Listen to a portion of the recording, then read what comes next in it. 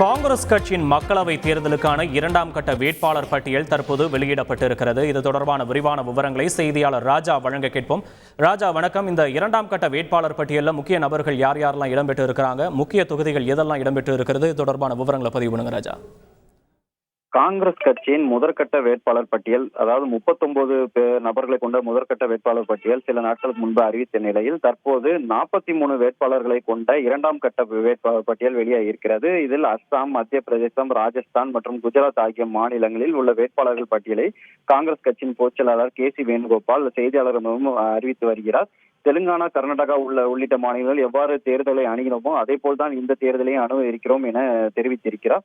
இதில் முக்கியமாக இந்த முறை மத்திய பிரதேச மாநிலத்தில் உள்ள சிந்த்வாரா தொகுதியில் முன்னாள் முதல்வர் கமல்நாத்தின் மகன் நகுல்நாத் போட்டியிடுகிறார்.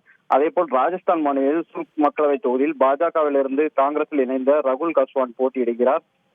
இதே போல் அடுத்த முக்கியமான வேட்பாளர் ராஜஸ்தான் மாநிலத்தில் உள்ள ஜல்லூர் மக்களவை தொகுதியில் முன்னாள் முதல்வர் அசோக் கெலாட்டின் மகன் பைரவ் கெலாட் போட்டியிடுகிறார்.